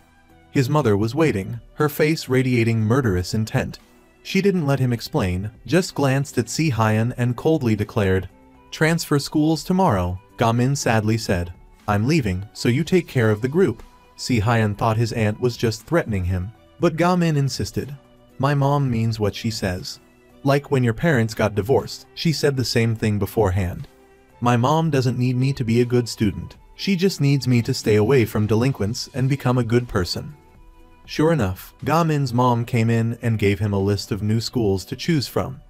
"Now you believe my aunt wasn't joking?" Si Hyun wondered why a rich kid like him was so obsessed with academics. But that was a secret Ga Min hadn't shared with anyone. Since childhood, he'd been under pressure because his father was a genius. He had very high expectations for Ga Min, while Ga Min was a terrible student. This was also the reason why Ga Min's parents often argued. The next morning, Ga Min's mom went to request his transfer. The whole gang peered anxiously from outside. But no school in Anshan would accept students from Dusong, especially a failing student like Ga Min. Everyone breathed a sigh of relief. This is the first time being a bad student is a good thing. They were rejoicing when they heard Ga Min's mom declare, "No, until they accept him, we'll move to Seoul. The only way is to convince her we're not bad kids. I'll jump off a building and you guys rush out to save me." "You crazy idiot. Hey, you can't curse like that." "When did I swear?" While they were arguing, they saw a guy smoking right in front of them. The whole gang panicked and rushed over to deal with him, then sprayed cologne to mask the smell of cigarettes. But it was useless. Ga Min's mom had already seen the cigarette butts scattered everywhere, and the broken window from the fight. The gang desperately blocked the car to convince Ga Min's mom. "This guy is a really good student, and he explains things so well. I need to learn from Ga Min to become the strongest." Seeing his aunt about to explode, Jai Woo, in desperation, blurted out, "I'm pregnant with Ga Min's baby," and even pretended to vomit. But his aunt remained cold and drove off. Such a dramatic performance, and it didn't work. At that moment, Miss Han Kyung rushed over, flustered. When she learned that Ga Min's mom had just left, she worriedly said, "This aunt is not an ordinary person, but we can't give up." Ga Min's mom had just bought a house in Seoul without even viewing it first. A true tycoon. Meanwhile, the expert driver Han Kyung was showing off her racing skills, weaving through traffic with the whole gang chasing after her. The kids screamed with delight like they were on a roller coaster, even praising her coolness. The red-haired kid turned green. Just as they were about to catch up, they were suddenly blocked by a motorcycle. Han Kyung slammed on the brakes, drifting several times before stopping the car. Only the poor red-haired kid was left vomiting profusely. It turned out that Kim Ho Min had brought his whole gang to block the road, not letting any cars pass. Red Hair taunted. "You couldn't beat Ga Min, so you want him to transfer, right? Even without Ga Min, I'm still here, don't dream of reaching the top." He had barely finished bragging when he got beaten up. Seeing that, Jai Woo immediately rushed to the rescue. Red Hair also recovered, jumping up to fight again. Finally, only Kim Ho Min remained standing. Red Hair said, "You guys go ahead in the car, I'll handle this guy." But Jai Woo guessed right away that he was just afraid of getting carsick. Before leaving, Han Kyung didn't forget to affectionately kick Kim Ho Min's motorcycle as a parting gift. leaving him clutching his head in pain. Red Hair was determined. I won't lose another friend. It turned out that once, Red Hair challenged someone and got beaten up. Ga-min happened to see it and asked, "Why are you so obsessed with fighting?" Red Hair confessed that he didn't care about rankings. He just wanted to improve so he could see his old friend again. Ga-min invited him to the soccer field to choose one of his techniques. Red Hair immediately chose a move simply because of its cool name. Mount Tai Great Dragon Kick. Red Hair unleashed the move, charging forward with the momentum of a dragon and a tiger. But the result was him landing face first in the dirt. Ga-min's mom was about to sign a contract to buy a house when he won and the others rushed in. Frantic, "Please don't make Ga-min transfer schools." "I'm not pregnant," Ga-min said. "These are my friends, and I'm so grateful for them." Just then, Han Kyung arrived. Ga-min's mom seemed to like her, but it didn't change her mind. Han Kyung brought up the death of Miss Young Hwa, a teacher she deeply respected and emulated. Overwhelmed with grief that day, Han Kyung had missed her teacher's certification interview. Ga-min's mom had encouraged her to face injustice and not give up, which is why she applied to this school. Han Kyung admitted Do-song wasn't perfect, but these kids really need Ga-min. They've formed a study group to improve together. This school will definitely become a better place. Seeing Han Kyung and the students' sincerity, Ga-min's mom started to waver. Suddenly, Pai Han-wool barged into the cafe with a gang of thugs, driving out all the customers and locking the doors. It turned out Han-wool had discovered Han Kyung's petition to the Board of Education and ordered Pai Han-wool to deal with her. Han Kyung calmly asked him to wait outside while she finished talking with the parent. "If you have urgent business and need to bother someone, you should ask permission, not threaten them, understand?" Min Hwan, enraged, threw a glass on the floor and ordered his lackeys to attack. Before Ga-min could react, their opponents were already on the ground. The one who delivered the stunning kicks was none other than Ga-min's mom, a National Taekwondo Association member. That explained Ga-min's strength. She praised Han Kyung for maturing and then turned to the Yeonbi gang. "Don't you dare tell your mothers about this." The two sides engaged in a fierce brawl. "Later, Ga-min will introduce you to my friends. Jai-woo isn't violent. He dreams of becoming a teacher. Hee-won is shy, a bit quirky sometimes, but very affectionate and loyal. Si-hyun has a tough personality but is kind and a good student. And the redhead, he looks like a delinquent, but he's actually incredibly hardworking." Amidst the chaos, Han Kyung was about to call the police when Pai Han-wool suddenly fired a gun. Surprisingly, his toy-like gun was real. Ga-min's mom jumped in front of Han Kyung to shield her. The glass window shattered, and the frame fell directly onto her head. Everyone was horrified as blood pooled on the ground. Ga-min stayed up all night. The next morning, he arrived at school with a murderous look on his face and headed straight to the rooftop where Pai Han-wool's gang usually hung out. As soon as he saw him, Ga-min charged and threw a punch, only to be met with a devastating kick. Pai Han-wool sneered, "Even if you're angry, you should control yourself. This is a school." At that moment, the school's PA system announced a mandatory assembly for all students. Pai Han-wool left Ga-min to his underlings and walked away. The blonde one said, "The other two will follow the boss. I'm enough to take care of Ga-min." Ga-min challenged all three of them to stay and fight him at once. Yesterday, Jin Yob had revealed that Pai Han-wool was the one who gave the orders, and warned him about the Iron Trio bodyguards, with the blonde being the most vicious. Ga-min boldly charged into the 3-on-1 fight, but was immediately overwhelmed. They mocked him. "With those skills, you want to take on all three of us?" Ga-min suddenly remembered his teacher's words, "If your mind is disturbed, you won't be able to defeat anyone." He cleared his mind of anger and regained his composure to fight again. This time, Ga-min dodged and counterattacked effectively, blocking the blonde's flying kick. Then he unleashed his legendary forbidden moves, first the eye-gouging cannon, followed by the groin-grabbing palm, and finally, he ripped off his opponent's earring. Winning is simple, you just have to play dirty. As he was about to leave, the blonde jumped up and chased him. Ga-min immediately unleashed the authentic, drunken fist of the divine dragon, sending him crashing to the ground. Ga-min felt remorseful. If I hadn't chosen this school, if I hadn't insisted on forming a study group, things would have been different. But is it wrong to want to study and help your friends? Inside the auditorium, Han Kaiyan declared she would protect the bullied students, no matter who was behind it. Seeing Pai Han Wool smirking below, Ga Min rushed forward and delivered a powerful blow to his face. So, the vice principal gathered the entire school to announce that Miss Han Kaiyan had filed a petition with the Board of Education, labeling the school a mafia training ground and the students as thugs and gangsters.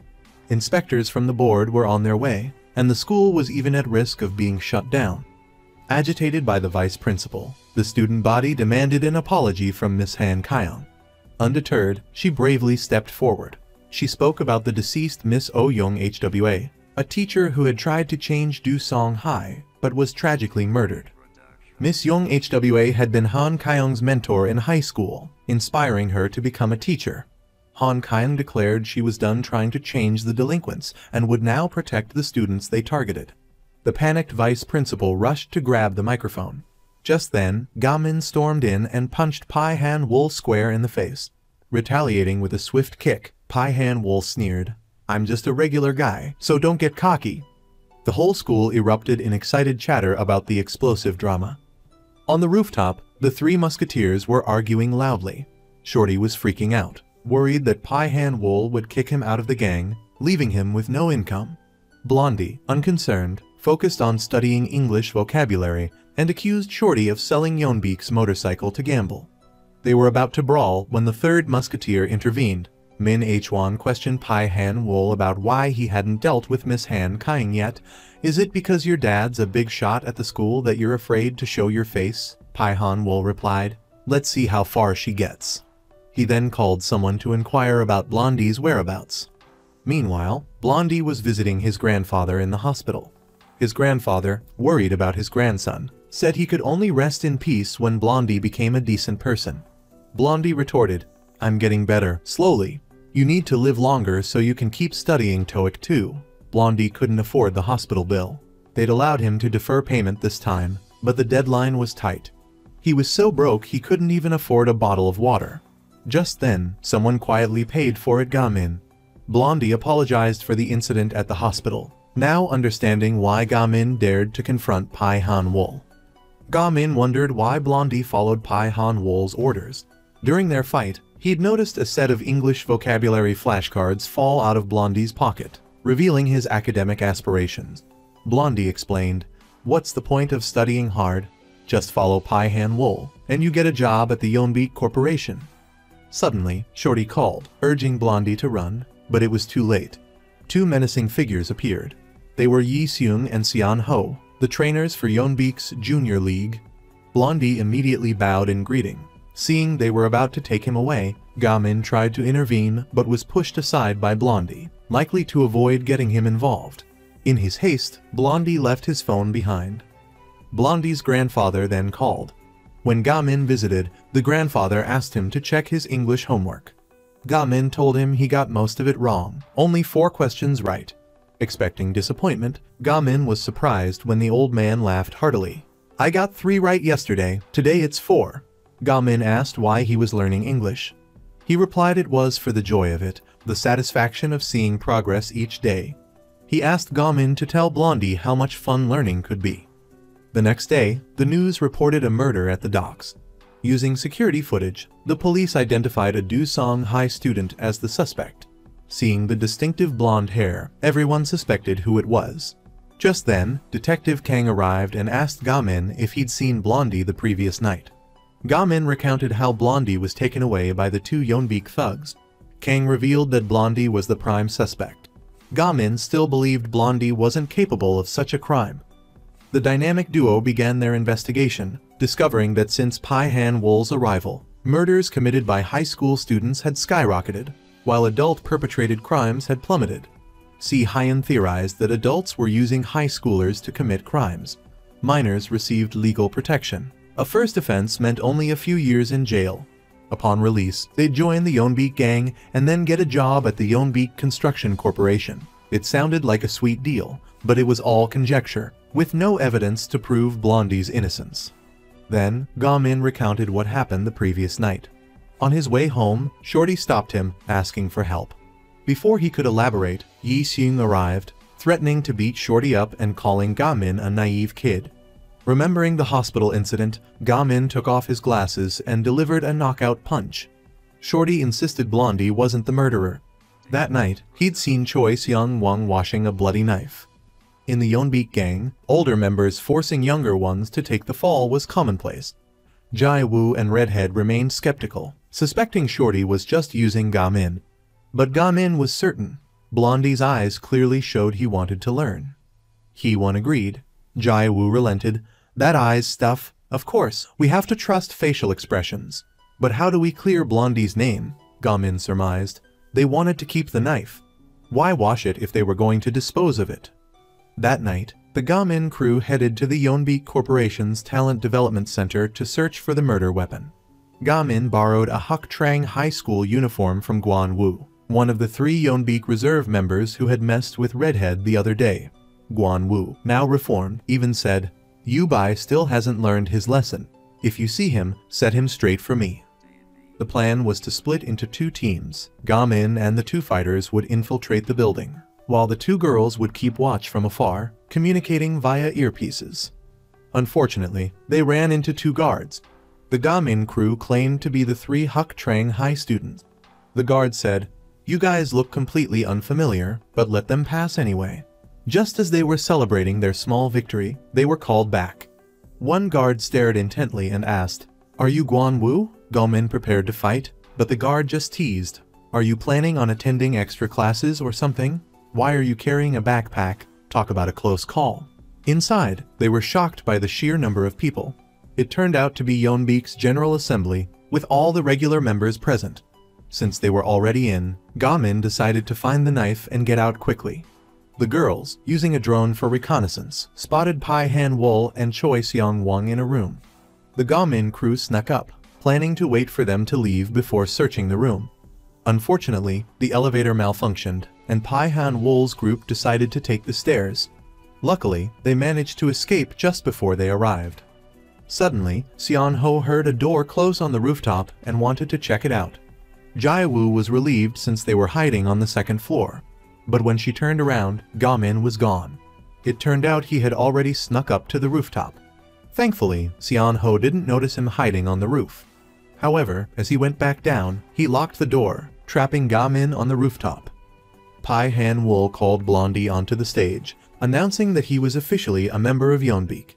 He handed Blondie a large bag of money as compensation for taking the fall for his senior. Applause thundered, but Blondie looked utterly miserable. The group was frantically trying to figure out how to get Ga-min down from the roof. Redhead declared, "I'll handle his share of the work too." Just then, Yu-bai, the buzzcut guy, spotted the 2 of them. Redhead told Jae-woo to go find the knife, while he dealt with Yu-bai. The 2 old rivals engaged in a heated verbal sparring match. "You still haven't learned your lesson after I beat you senseless the other day. You only won because it was 3 against 1. Today, I'll give you the chance to become a new man." He charged in, only to be stabbed in the thigh and then kicked to the ground. His earpiece was also crushed, cutting off communication with his teammates. Outside, Si Hyun saw the police detective arrive and urged Ga-min to hurry before Blondie was caught. Jae-woo snuck into the room and, while searching, discovered a hidden compartment. Inside was the murder weapon. Just as she was putting it in a bag as evidence, Seon-ho suddenly walked in. Jae-woo panicked and hid under the table. As he sat down, she noticed he was wearing an ankle monitor for dangerous criminals recently released from prison. After a while, thinking the coast was clear, she tried to escape, but Seon-ho circled around and caught her red-handed in front of Detective T-Man. Blondie tearfully confessed to the murder. The Yeonbeek members cheered and clapped, showing no respect for the police. That night, the other 2 members of the Iron Trio visited Blondie's father in the hospital, lying that Blondie was busy studying for his midterms. His father urged them to go home and study, telling them, "Make sure you eat well." Buzzcut was anxious because he hadn't heard from the Ga-min crew and wanted to search for the knife himself. The doctor said Blondie's father was very weak and could pass away at any moment. Even if he doesn't get to see Blondie become a successful person, we shouldn't let him see him as a criminal. Buzzcut was moved by these words and agreed to clear Blondie's name and pay for his father's hospital bills. Turns out those 2 were pretty loyal after all. Redhead was struggling against Yu-bai but got stabbed in the thigh again. Jai Wu wasn't faring any better. While running from Xian Ho, she ran straight into Yi Xiong. Tackled to the ground by Yi Xiong, she was about to escape when Xian Ho grabbed her hair. Jai Wu tried to use her old trick, but he countered it and knocked her unconscious. The two girls had lost contact with Jai Wu and Red Hair, while Gamin, still stuck and increasingly anxious on the rooftop. As he was on his way to rescue his friends, his teacher, Han Kaiyong, called about his homework and told him to get his notebook out. He rummaged through his bag, searching for it. At that moment, Xiang Wang was seeing Pai Han wool off. Clumsy Gamin accidentally dropped his notebook right onto Xiang Wang's head. But thanks to that, he saw Jai Wu being carried into a car by Xian Ho. Gamin forgot all about his homework and kicked the rooftop door with all his might. The two girls had planned to fly their drone up to the rooftop to find Gamin, but before they could spot him, Pai Han Wool snatched the drone. He-Won's name was clearly written on it. "We're busted," Si Hyan urged He-Won to go rescue their friends immediately. In the detective's car, Blondie stubbornly insisted on taking the blame. It turned out Pai Han Wool had promised to provide him with a lawyer.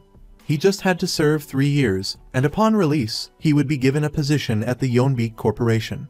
He even gave Blondie a business card with his name already printed on it. He told Blondie to take the English vocabulary flashcards out of his pocket and throw them in the trash. "I'm not forcing you. It's your decision." Seeing Blondie's resolve, T-Man asked, "You stabbed him 3 times out of anger? Where's the knife?" Blondie confirmed the 3 stab wounds, but said his lawyer would answer the question about the knife. T-Man sighed. "Are you really going to throw your life away so easily?"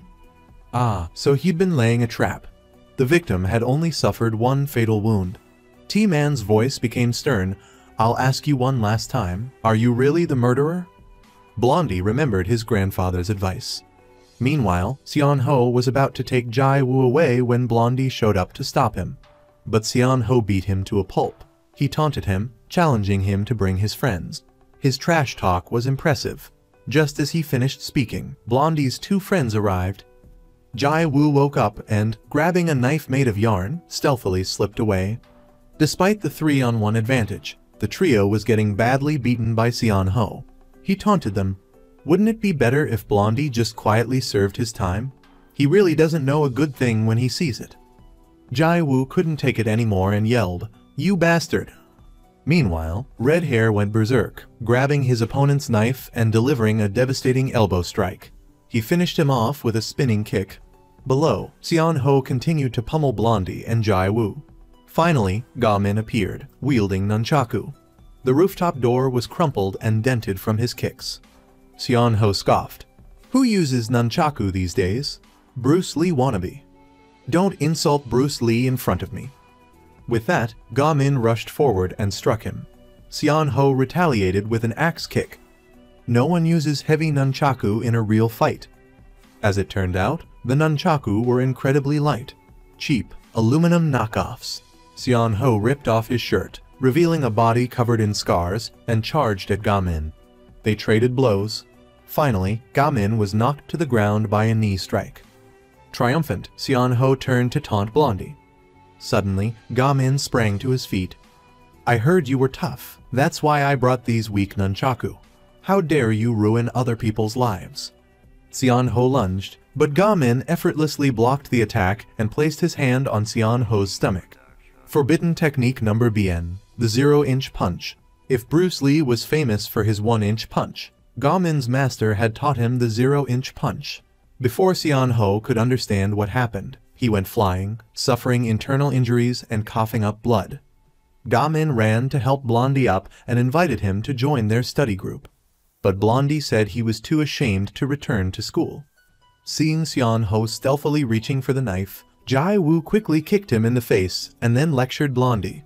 "Nobody cares about you that much, don't flatter yourself. It's the people who do wrong that have to worry." Just then, the 2 girls ran in, yelling.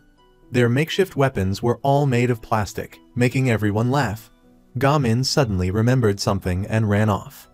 Outside, Detective T-Man cut off a car with his own. Once stopped, a group of thugs got out, surreptitiously gripping knives hidden in their pockets. Seeing that the driver wasn't confessing but instead was still blaming Goldilocks, T-Man lost his temper and threw a punch. The driver went berserk, pulling out his knife, but before he could attack, Ga-min stepped in and straightened him out. I just wanted my notebook back, but while I was at it. The detective could only laugh. Midterms were approaching, and the gang buried themselves in their studies as if preparing for a major battle. Goldilocks juggled caring for his grandfather in the hospital with cramming for the exams. The two younger thugs finally scraped together enough money to pay for the hospital bill. Exam day arrived, and everyone was tense and focused. Only the scratching of pens on paper could be heard. Some genius was even rolling dice to answer the questions. As soon as the exam was over, the group swarmed Si-Hyun, asking for the answers. Everyone erupted in joy because they had chosen answer number 3, just like the bookworm. Only Ga-min was pale, covering his exam paper. It turned out he had chosen number 5. At the police station, T-Man was being teased by a colleague because his youth rehabilitation project hadn't attracted a single participant. Just then, Goldilocks appeared. "Sir, I'd like to be rehabilitated." Ga-min's mother was discharged from the hospital. She immediately called Han Kane to ask about her son's studies. Knowing that he had just finished his exams, she couldn't help but worry, as Ga-min hadn't been himself lately. To distress after the exams, the group decided to go out.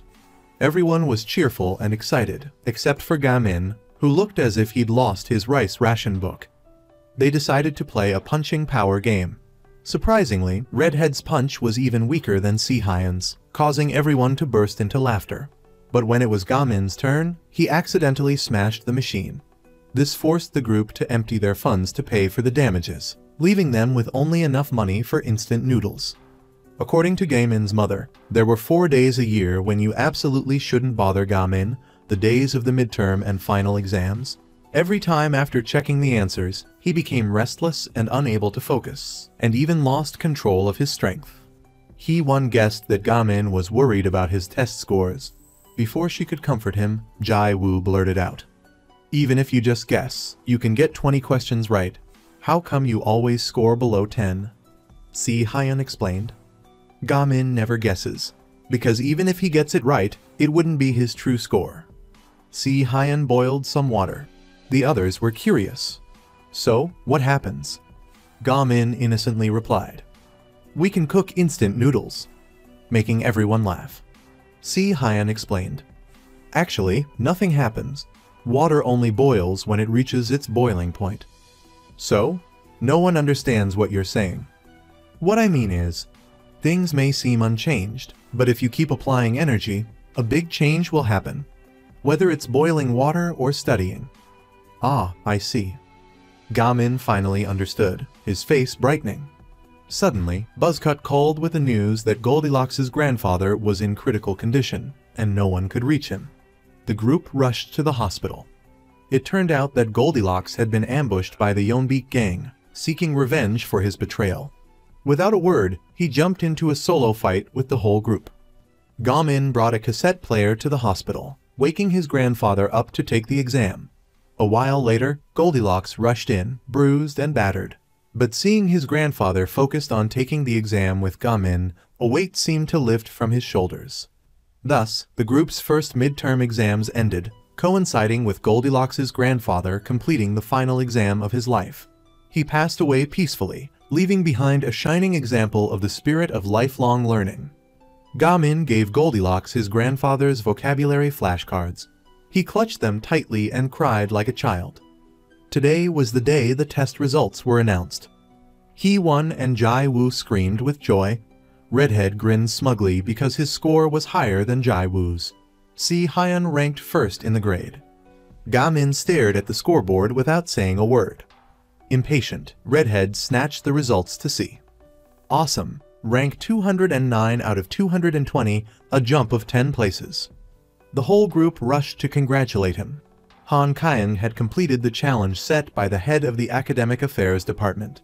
Without hesitation, he signed the petition as promised. The next morning, a summons for Pai Han-wool was plastered on the school gates, a formal declaration of war. Sa, the guy with red and blonde hair, stood blocking the entrance, demanding that Pai Han-wool get out of his car and walk into school according to the rules.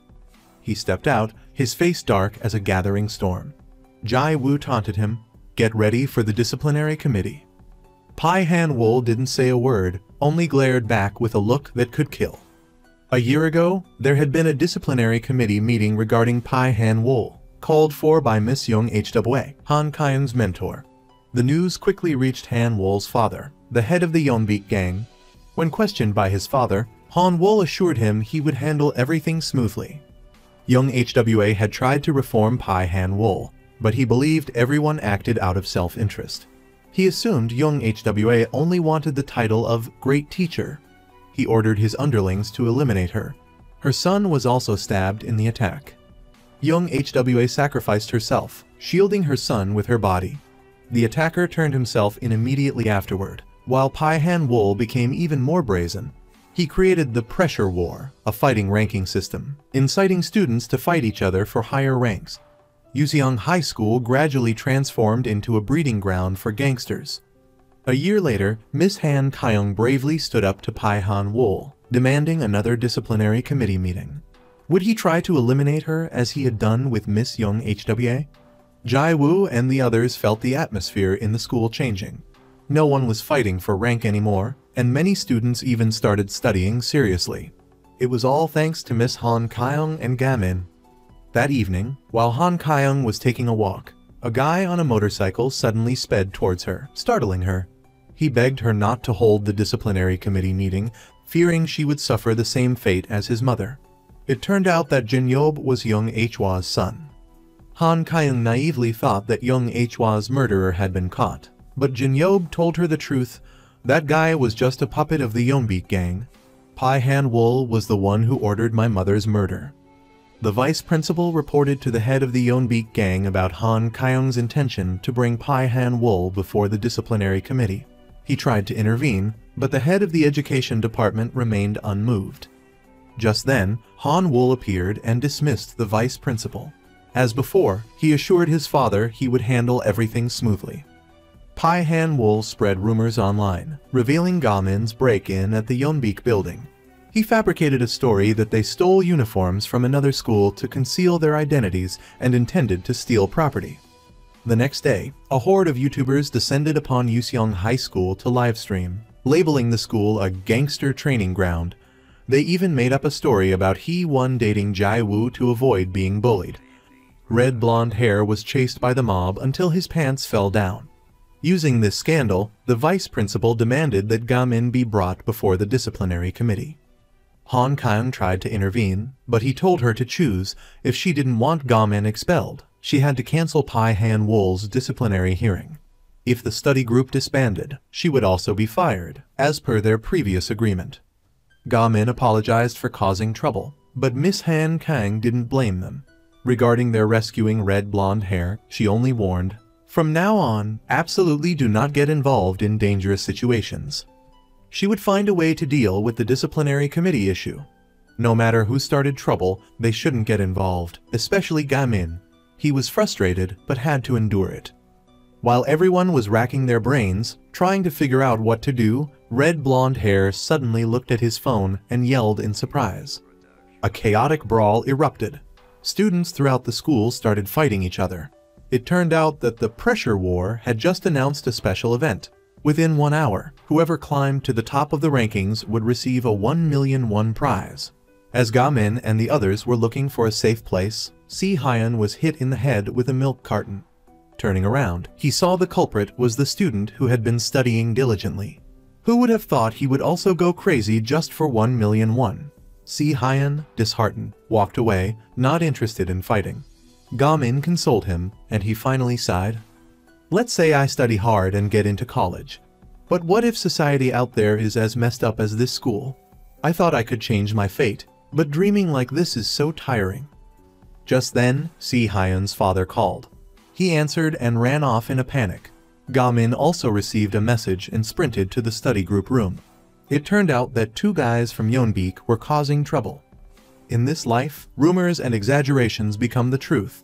No matter what the reality is, you'll become a gang leader in their eyes. Is it worth it? Why are you trying to change this school? I can give them money or protection. But you, what can you give them? Exciting dreams or false hope? Wake up! In this school, I am reality. Tell Han Kang to cancel the disciplinary hearing and we'll let you graduate. Suddenly, the disciplinary committee members barged in. It turned out the study group had been suspended. Seeing them start to vandalize the room, Ga Min's blood boiled. He wanted to fight back, but remembered his teacher's words and gritted his teeth, forced to endure.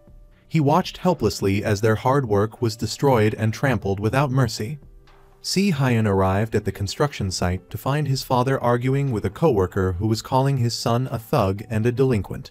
Si Hyun felt both heartbroken and remorseful. He didn't try to defend himself, just sat quietly and listened to his father scold him. When his father stopped, he said he would drop out of school and get a job at the construction site. Ga Min, having heard everything, could only sigh helplessly. Schoolmates whispered behind Jai Woo's back. I heard his younger brother stabbed a teacher and ended up in juvenile detention. Like father, like son. Their parents must be in jail, that's why they abandoned them. He won, furious, yelled and cursed, making Jai Woo laugh. You're acting like a real badass today. Just then, the prissy girl's parents came to take her home, probably to forbid her from seeing Jai Woo. Red Hair texted the group chat asking how everyone was, but no one replied. Is our group really falling apart? Ga Min didn't know what to say, typing and deleting messages. Suddenly, he saw Si Hyun leave the group chat. Remembering Pai Han Wool's threat, he hesitated, thinking about calling Miss Han Kyung. At that moment, his mother came in. Ga Min confessed, our group is really falling apart. We just wanted to study properly. She said the reason she let Ga Min stay at this school was because she saw how happy he was in the study group. Ga Min remembered the happy memories they shared. Si Hyun imitating Miss Han Kang's voice while grading his papers. The prissy girl stuffing him with supplements for his brain. Jai Woo saying, if you eat all of this, you'll become an Egyptian mummy. But Ga Min heard it was good for his brain, so he swallowed them anyway. A while later, his face turned as red as a beet. He looked at his favorite motto on the wall. I will create my own opportunities in this hellish environment. Ga Min regained his spirit to continue fighting. Han Kang tried everything to clear Ga Min and the others, but nothing worked. Inspector T-Man said Blondie couldn't be a witness because he was involved. The head of the Academic Affairs Department told her to drop the disciplinary action against Pai Han Wool if she didn't want Ga Min expelled. This was the reality of the school. Han Kyung was about to delete the disciplinary documents, but at the last minute, she hesitated. Ga Min returned to the messy study group room and was diligently cleaning up when Miss Han Kyung appeared to help him. Early in the morning, as Si Hyun left his house, he saw Ga Min waiting for him. What are you doing here? Sir, I'm a buy one get one free deal.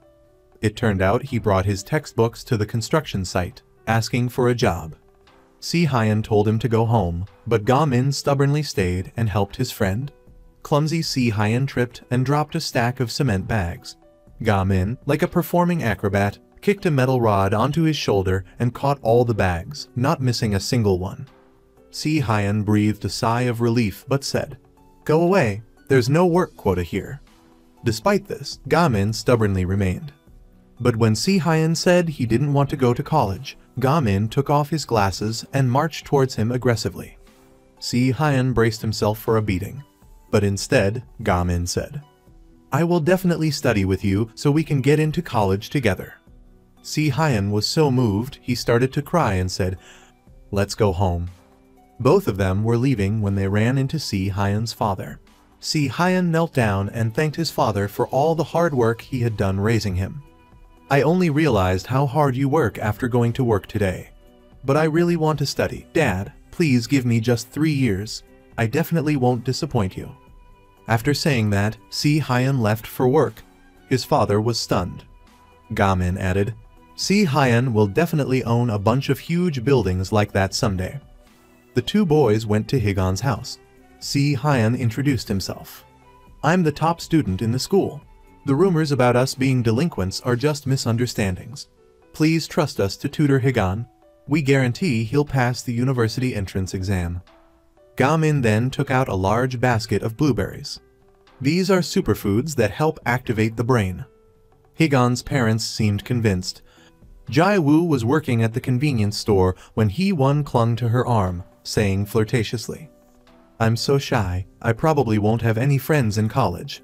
I wish I had a boyfriend to go on dates with. That would be fun." Diu said, "Don't tell me you actually dream about college and boyfriends. Let's just say I managed to drag myself into college. When it's time for self-introductions, I'll probably be speechless. Should I say, I'm a poor girl from an orphanage with a twin brother in juvie. Come visit him in prison with me sometime?" Unexpectedly, Hee-won replied, "That's true. But I think there are guys who have a quirky taste and would like someone like you. Struggling through hardship while working and studying to get into college, what a talented and incredibly resilient young woman." Even Diu had to laugh at Hee-won's silver tongue. Just then, the two boys finally showed up, looking cheerful. Red Hair spun his staff and smacked it on the ground. Feeling dejected, Diu checked her phone and saw that Si Hyun had rejoined the group chat. Han Kyung was determined to hold a disciplinary hearing, after which she would resign. The vice principal asked, "Don't you want to protect the study group?" She replied, "The study group isn't the only students I have. I promise to protect all the students who are bullied by Pai Han Wool. If the study group does anything wrong, I will teach them to accept punishment and repent. But I will not let anyone falsely accuse and harm them." The next morning, Ga Min and the others went to school. Their faces were filled with determination. They all wanted to bring Pai Han Wool to the disciplinary committee. Knowing that their group could also be disciplined and expelled, Blondie brought up what happened last year. A teacher once tried to do the same thing and was murdered by Pai Han Wool's underlings. He doesn't see Yuseong as a school, but as his kingdom. Being kicked out of school is like losing his heir apparent position in the Yeonbeek gang. He definitely won't sit still. Diu was hot-headed and wanted to strike first, like Si Hyun. But everyone was cautious because this matter involved Miss Han Kyung's safety. Ga Min agreed and was determined to protect Miss Han Kyung at all costs until the disciplinary hearing took place. Inspector T-Man advised Han Kong to go into hiding for a few days, at least until the disciplinary committee meeting. But Han Kyung refused to leave the school. If a teacher runs away, who will the students rely on? They'll spread false rumors again. I have to stay to protect the children until the end. The night before the disciplinary meeting, the vice principal called Han Kyung and asked for a private meeting to confess about the scandals related to Yuseong High and the Yeonbeek Corporation. Inspector T-Man waited for her at the school gate, warning, "What if this is a trap?" But Han Kyung was determined, "Even if it's a trap, I'll turn it into an opportunity." As promised, the vice principal was waiting. He confessed, "This school is a front for Chairman Palm's money laundering operation. With his father as the ultimate boss of the school, who dares touch his son?" Han Kyung said she was ready for tomorrow's session with the testimonies of the victims and the teachers. The vice principal looked at her with a meaningful gaze. "You're admirable." Just as Han Kyung was checking the recording, the lights suddenly went out. The vice principal frantically ran away, leaving her alone in the darkness. As soon as she stepped out into the hallway, Han Kyung was immediately blocked. On one side was Pai Han Wool with his two henchmen, Chu Yi Hwang and Bang Sang-in, members of the Yeonbeek Four. Min Hwan, still fuming from being lectured by Han Kyung about manners, feigned asking permission before snatching her phone. Han Kyung said, "Even if I disappear and the disciplinary committee is cancelled, your crimes won't just vanish. Stop this, Pai Han Wool. This is your last chance." It turned out T-Man had given Han Kyung a button with a hidden recorder. She deliberately set a trap for him, turning herself into living proof. Outside, T-Man anxiously tried to barge in, only to be tased by an older colleague and collapse on the spot. Pai Han Wool had anticipated this move. Just as Han Kyung lost hope, Hee-won's shrill voice blared from the loudspeakers, "You bitches are screwed, you sons of bitches." At that moment, Ga Min and the others burst in. They had planned to follow and protect Han Kyung around the clock. Ga Min had been discreetly following her and had met Detective T-Man. When Hee-won asked for tutoring that evening, the whole group followed them to school. "Move, our teacher needs to rest. There's an important event tomorrow." Ga Min told the others to take Han Kyung and leave, while he stayed behind to hold them off. Min Hwan's group immediately gave chase, leaving Pai Han Wool to face Ga Min one-on-one. Seeing two guys closing in, Du and Blondie stood their ground to block them. Unexpectedly, Pai Han Wool still managed to intercept Han Kyung. Si Hyan bravely stepped forward so Redhead could escape with her. As they reached the lobby, someone called his name. It was Anti, Redhead's childhood friend whom he'd been longing to see. Redhead urged her to run. "Go, or the whole group will kill you." Pai Han Wool admitted he also wanted to fight Ga Min. They lunged at each other, fists flying, shattering glass. The fateful battle had begun. Redhead asked, "Are you just Pai Han Wool's errand boy?" He was immediately pummeled by his former friend. "How dare you insult my boss, you crybaby who only knows how to get beaten." Blondie was also taken down by Yi Hwang. He turned out to be the son of Choi Seong-wang, the man imprisoned because Blondie refused to take the fall for him. Now he had a chance for revenge. Blondie jumped up for a punch, but Yi Hwang slammed him to the floor and broke his arm. Jai Woo swung a chair at the big guy's head, but he remained unfazed. He grabbed her and tossed her around like a rag doll. Pai Han Wool chased after Si Hyan with a gun, firing blanks like it was raining candy. Color just covered his head and ran. The two bosses, Ga Min and Pai Han Wool, exchanged blows, their fight a raging inferno. "What do you want? To bully, to torment, to lead people astray? You even robbed us of our right to a decent education. School isn't supposed to be hell on earth." Ga Min was knocked back again. "Haha, and you? Why bother resisting? If you just obediently disbanded the disciplinary committee, your teacher and your friends wouldn't be in this mess." Han Kyung frantically tried to get out, but the door was locked. Seeing Anti pull a knife, Redhead cried out in despair. He vividly remembered the day Anti had dyed his hair, saying, "This color will look cool." Redhead painfully realized he had truly lost his friend. He blocked one knife attack, but Anti dropped the knife to his other hand and stabbed him directly in the chest. Jai Woo's attacks on the big guy were ineffective. Seeing Blondie getting beaten, she leaped and kicked Yi Hwang to the ground. Blondie then punched the big guy to save Jai Woo. No more solo acts, it was now the tough couple versus the study group duo. Who would prevail? Han Kyung cleverly used a fire extinguisher to break the door and escape. Redhead kicked Anti away and, gritting his teeth, ripped the knife from his chest. The beast within him had awakened. He unleashed a furious barrage of punches on Anti, who collapsed without a final word. Blondie and Jai Woo fought fiercely and effectively against the two thugs. Yi Hwang kicked Blondie's injured arm. Unexpectedly, Blondie leaped, grabbed his neck, and broke his arm. Still struggling against the big guy, Blondie reminded Jai Woo, "Just focus on the basics." Jai Won suddenly remembered Red Hair saying the exact same thing. It clicked. She swiftly executed her signature judo move, sending the chubby guy straight to the infirmary. By this time, Pai Han Wool had run out of bullets. Si Hyan bravely charged, engaging him in hand-to-hand combat. It turned out he had previously asked Ga Min's mom to teach him martial arts so he could help Ga Min, but because he'd never fought anyone and was afraid of getting hit, she only taught him 3 moves. The first was how to take a punch, how to endure blows without flinching. The second was pressure point fighting, not requiring strength, just accuracy. Finally, his ultimate technique, faster than thought, the chestnut punch. Min Hwan couldn't believe he'd lost to this nerd. Ga Min and Pai Han Wool were still locked in a fierce, evenly matched struggle.